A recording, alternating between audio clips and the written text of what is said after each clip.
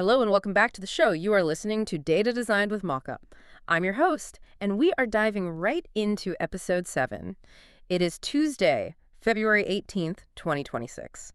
And, I want to start today by talking about a collective trauma. I think we've all experienced it. That sounds a little ominous for a Tuesday morning. It is, though. Okay, picture this. You're in a big meeting, high stakes. The lights go down, the projector fires up. Yeah. And you get hit with a wall of text. Oh, no. Just rows and rows of tiny Excel font, pasted directly onto a PowerPoint slide. You can't read it. You have no idea where to even look. And 30 seconds in, you've completely checked out. You're gone. We call it the data dump, right? It's the fastest way to kill a room's energy. Absolutely. We have all this great data, but we just bury it. So today, we're going to fix that. We're doing a deep dive into the definitive guide to professional PowerPoint dashboards. And this is about more than just making things look pretty. It's so much more. It's about building a tool, really, moving from just reporting to actually communicating. Right. And before we get into the technical side of things, and we are getting technical today, I want to flag the core idea here. Okay. The source material is adamant about this. You can't just open PowerPoint and start drawing boxes. Yeah. You have to have a plan, a blueprint. Which is the step everyone wants to skip. Everyone. They just want to start building. But that's exactly where tools like Mockup.ai come in, right? It's that wireframing stage. Exactly. It's about mapping out the logic before you get bogged down in the software. If you don't, you're going to waste hours just resizing charts and fighting with alignment tools. It's a mess. It's the measure twice, cut once of the data world. So let's start at the beginning. We keep saying dashboard.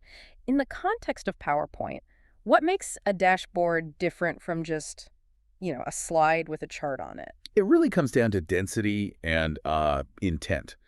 A normal slide is often just evidence, like here's a graph showing sales went up. Right.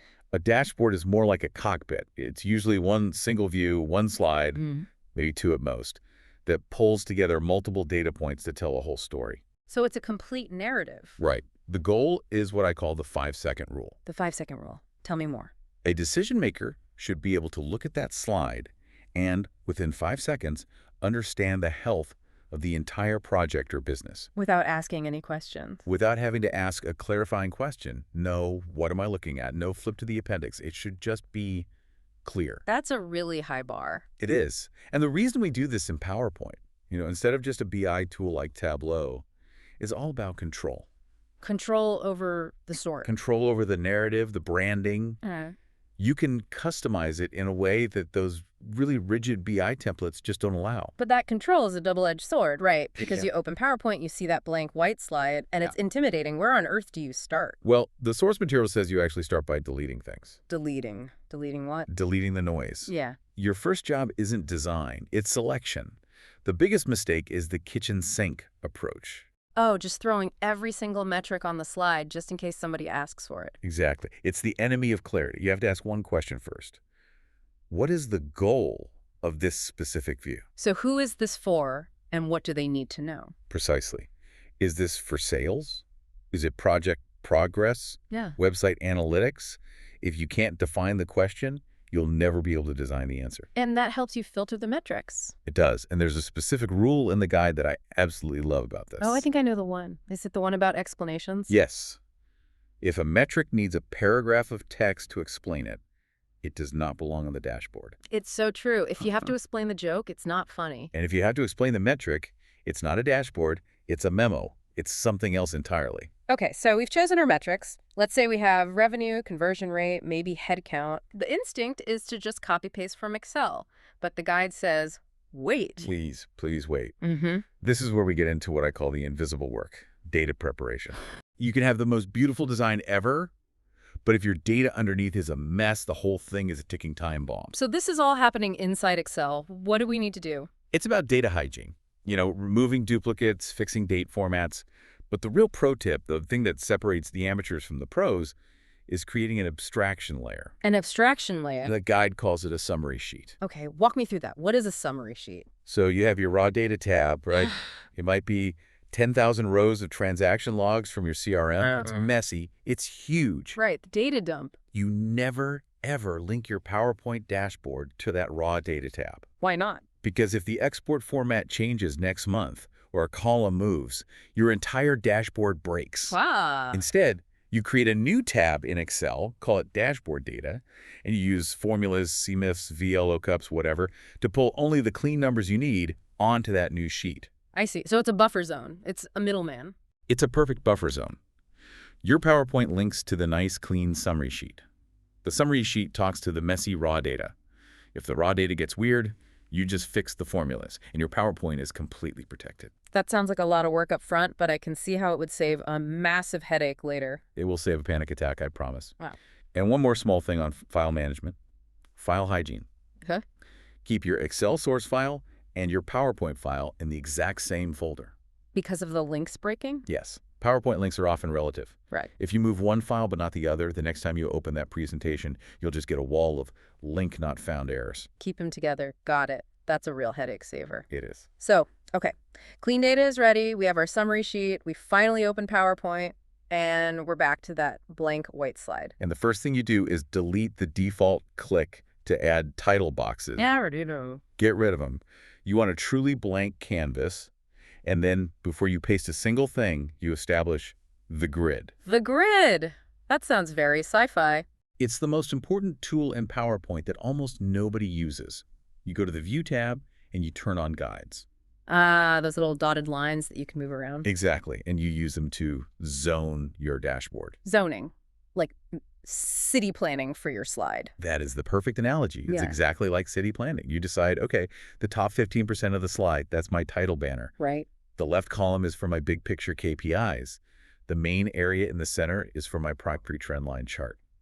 You map it out before you add any content. And this is where that wireframing piece with a tool like Mockup fits so well, right? Yeah. Because trying to figure that layout out by dragging heavy Excel charts around a slide is just, Yeah. it's miserable. It lags. It's so inefficient. A wireframing tool or even a sketch on paper lets you solve the where does it go problem completely separately from the how do I format this data problem. You build the container first. Then you pour the content in. And don't forget that title banner you zoned out.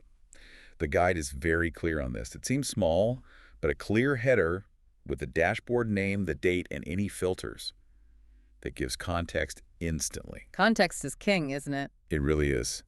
I need to know, is this data global? Is it just for North America? Is it year to date? The header answers all that, so I don't have to wonder. Okay, grid is set, zones are planned, now we fill them. Let's talk visuals. The guide seems to have a pretty strong opinion about tables. It does. Use them sparingly. Yeah. Very sparingly. But why? Tables are so precise. They are precise, but they're high effort. To understand a table, you have to read it. You have to mentally compare row A to row B. A chart is processed visually. I see. You see a line going up, you know it's good.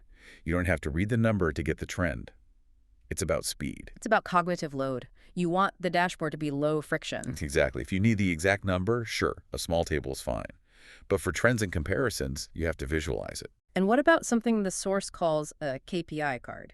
It seems to love those. Oh, the KPI card is the anchor of any good dashboard. It's essential. Okay, so describe that for someone who might not know the term. It's usually just a simple shape, like a rounded rectangle, and inside you put one single large key metric. Like total revenue, $5 million.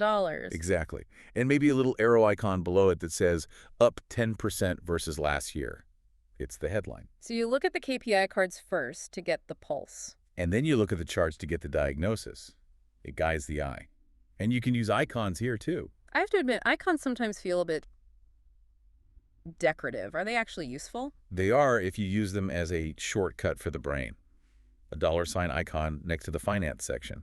Your brain processes money way faster than it reads the word finance. So it lowers the reading level of the slide, but in a good way. In a very good way. Mm-mm. But this brings us to aesthetics. We have to talk about the ransom note effect. I have seen this happen.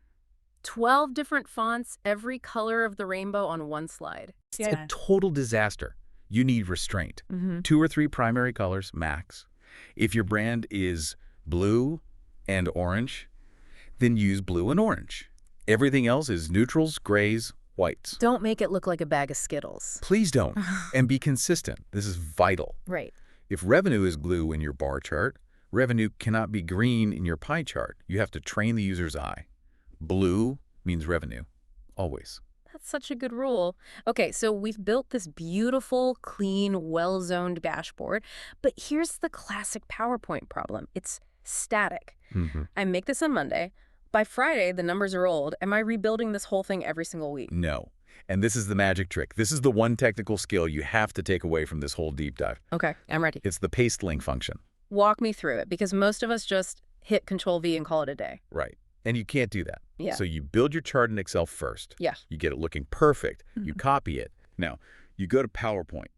You do not just paste. Yeah. You go to the Home tab, click the little arrow under the Paste button, and you choose Paste Special. Paste Special. Got it. And a little box pops up. You click the radio button that says Paste Link. Paste link. And what does that do? It creates a live connection. It tells PowerPoint, hey, don't just take a picture of this chart. Keep an eye on that specific range in that specific Excel file. So when I update the numbers in my Excel summary sheet, The chart in your PowerPoint updates automatically. that changes everything. Your weekly workflow just went from rebuild the entire deck to update Excel and open PowerPoint. That's it. You turn a 2-hour job into a 5-minute one. It's the definition of scaling your work. That's huge. But the guide says we can go even further, right? We can make it interactive, make it feel less like a slide and more like an app. This is where you get in some basic user experience, or UX. And PowerPoint has a surprisingly powerful tool for this, hyperlinks. Which we usually think of for websites. Right. But you can hyperlink to other slides in the same presentation. Oh. So that KPI card for marketing, you can turn that whole box into a button. When you click it, it jumps you straight to slide 5, which has the deep dive marketing data. So you can drill down on the fly in the meeting. Exactly. You can build a whole navigation bar at the top of your dashboard. Buttons for sales, finance, operations. It makes the presentation conversational instead of a forced march. It puts the audience in control. Someone asks about ops, you click the ops button, and boom, you're there. You look like a wizard. But a word of warning on this. Animations. Oh, yes. Be careful. A subtle hover effect is fine, but if things are flying in from the side of the screen or spinning, it just looks amateur. We are not making a cartoon here. We aren't making a cartoon. I'm putting that on a t-shirt. Right. Okay, let's do a quick pre-flight check. We're about to present. What are the common mistakes people make right at the finish line? Number 1 is overcrowding. Just because you have the data doesn't mean you have to show it. White space is your friend. Let the slide breathe. And what about chart selection? Avoid what I call pizza chart overload.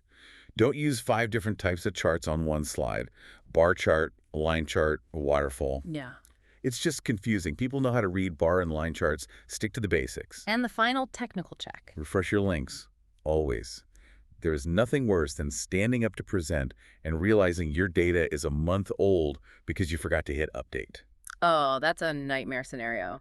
Which leads to the last hurdle, sharing this thing. I've done this. I email my cool linked PowerPoint to my boss. And it's all broken. All the charts are just broken images and I look like an idiot. What went wrong? The link's broke because your boss doesn't have your local Excel file. So how do we fix that? 2 ways. If they just need to read it, export it as a PDF, it locks everything in. Easy. But what if they need the source file? Then you use a legacy feature that has a hilarious name but is a lifesaver. It's called Package Presentation for CD. For a CD, like from 1998. The name is incredibly retro, but the function is brilliant. It takes your PowerPoint file, ND, your linked Excel file, bundles them into one folder, and here's the magic. It rewrites the links to work inside that folder. So it makes the whole thing self-contained? Perfectly self-contained. You zip that folder, you email it, and when they unzip it on their end, all the links still work. That is a game-changing tip. I don't care what they call it. If it works, it works. Exactly. So let's just synthesize this. We've gone from pasting messy spreadsheets to something else. To designing a decision-making environment. That's what it is. We started with a clear goal. We cleaned our data and built that summary sheet buffer in Excel. We used wireframing thinking about tools like mockup to plan the layout before we ever touched the data. Then we designed with restraint, limited colors, clear KPI cards, lots of white space, and finally we used Paste Link to automate the whole process. It feels like a lot of work on the front end. It is. I won't lie, the first time you set one of these up, it takes time. But the return on that investment is massive. Once it's built, you stop being a slide maker and you start being an analyst again. You spend your time thinking about the data, not formatting it. That's the whole shift. It's about removing friction. A good dashboard reduces the friction between having numbers and understanding what those numbers mean. And if it's confusing, people just ignore the data. They do. But if it's clear, they act on it. It drives adoption. So here is the challenge for you, the listener. The next time you have a big review or a project update, don't just open a blank slide and start pasting. Step back, wireframe the story, and ask yourself this one question. Am I just reporting numbers or am I designing an answer? It makes all the difference in the world. And that wraps our deep dive for today. Episode 7 of Data Design with Mockup is in the books. Go forth, wireframe your logic, and please save the world from boring slides. We will catch you on the next one. See you then.